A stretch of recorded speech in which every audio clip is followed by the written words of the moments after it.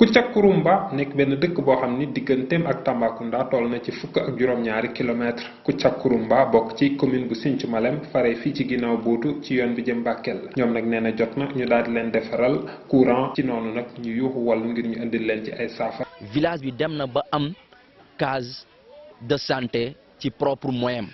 village bi dem na ba jël engagement ni day clôturer école bi. village bi am na mosquée boppam Karole yéen a ngi nii di ko gis. village bi am na fi teen bi nga xam ne ni motopompe ñoo ko jënd ci seen propre moyen à une valeur de 2,150,000. si lañ lancé appel à l'État auprès de son excellence monsieur Macky Sall pour mu xalaat ñu ci courant bi au niveau de Koutiakourumba. yokk courant ak wàññi courant ñun suñu jàngat ci loolu mooy kenn yokkul courant pour ñun.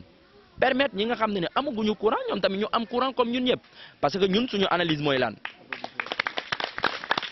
nañu sénégalais yi jàppale et on lance un appel à cette opposition, on lance un appel aux sénégalais nee ni lii jarul xeex jarul xiiro ci le ministre des forces armées Maître Sidiki Kaba plaider ñu auprès de son excellence monsieur Macky Sall le président de la République pour ñun tamit ñu am électricité depuis 1938 ci autorité ci eeru Macky Sall moom rek moo fi musa teg tànkam.